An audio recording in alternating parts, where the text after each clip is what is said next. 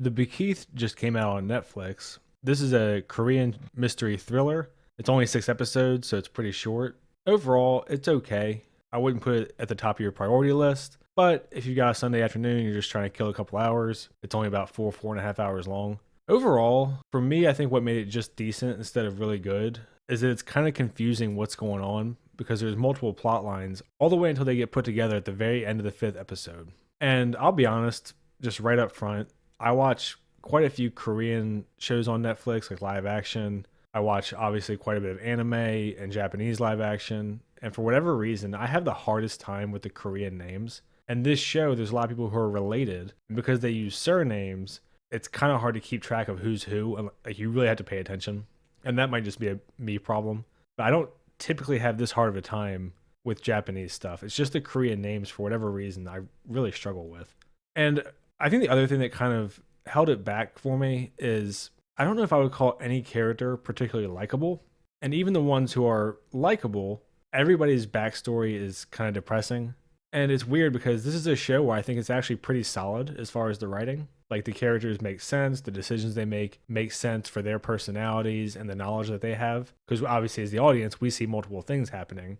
They don't have all the information, so they make decisions based on what they know. So like the writing is solid. There's no one thing that's particularly bad about it, but it was just kind of for me instead of really good. Like something like The Glory or My Name, those are both Korean shows. I would give a very hard recommend to pretty much anybody. This show, I would say, is much more of a, if you have time, it's not bad, but I wouldn't say you're missing out if you don't watch it either. So I'll go through the plot of just the first episode, and that way you have an idea of what's going on. If you want to watch it yourself, go ahead. Obviously, there's a 1 minute trailer on Netflix, so you don't need me to show you that. There's multiple plot lines, but the main character really is Yoon Seo Ha. And this guy on screen that you're seeing, this is the first 30 seconds of the show, is her uncle. He's dying. We see him die on screen right here. And Yoon Seo Ha, her dad abandoned her when she was 7. So this is her uncle on her dad's side, so she doesn't even know him. But they have no other living relatives, so she's the closest one.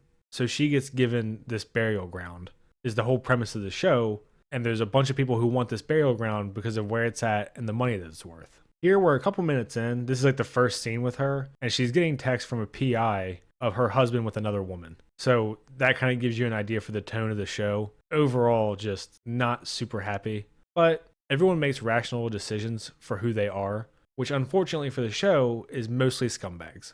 Really, the main character that I like is Choi Sung-joon, who's a detective working on this case for the uncle because they're not sure if he was murdered or what. You saw him drop dead in the middle of the road. This is Choi Sung-joon, the detective. He's kind of poking around, seeing what's going on. They found some chemical in the bloodstream of the guy who died, but they can't tell if it's poison or just kind of his blood levels, so they need to investigate. So he's in this little village poking around. And this is a very rural area, very small town, that type of place. I really like this actor.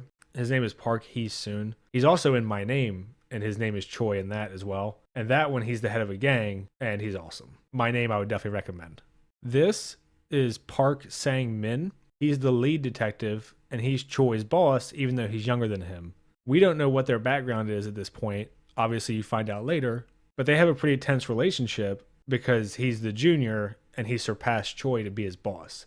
And Choi is kind of the type who does what needs to be done for the investigation, and he's very good at his job, but he doesn't really like having to listen to Park. This is Yoon's husband, the one who is in the pictures with the other women, and they need to go find out what's going on with this burial ground that they're inheriting and go to her uncle's funeral, even though they didn't even know him. And this guy is actually in the show called The Glory, which is a really great show, probably my favorite show of last year, and he's really good in that too. Yoon gets brought in, they're interrogating her because they want to see if it's murder, and she's the one who benefits from it since she's inheriting the burial ground. Clearly, she didn't know anything. She had never met him before. She didn't know anything about him. No big deal.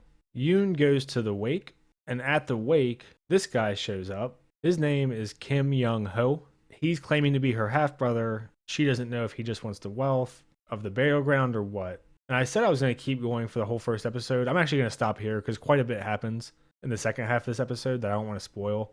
So it's better if you just watch. But he's super weird. You don't really know what his deal is.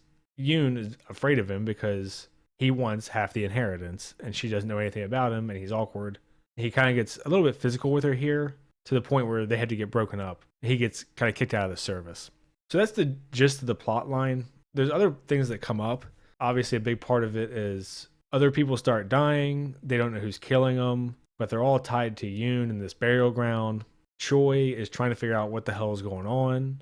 His boss, Park, is trying to figure out what's going on, and they have their own shit going on between them. Yoon has to struggle to decide what she wants to do with all this money. They say what it is in won at one point, and it ends up being about $1.5 million, roughly. A pretty substantial amount of money for most people. And it just keeps getting crazier and crazier. I don't want to spoil anything. You should just watch the preview and see for yourself what you think. But overall, the character work is good. The story is well written.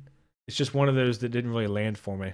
I think for me, it's really one of those things where not every show has to be happy, but I also don't like stuff in general where every character has a fucked up story and every character is kind of a scumbag. You know, obviously, even in a show like Game of Thrones that was pretty dark, you had characters that were generally good people. Like you had Jon Snow, you had Sam Tarly, you had Tyrion to some extent. Until they shit all over his arc at the end, you have Jaime Lannister, who starts out as a piece of crap and gradually becomes a good man as the show goes on. So even in a show like Game of Thrones, where people get killed off all the time and it's pretty dark and gritty and realistic, there are still positive elements to it.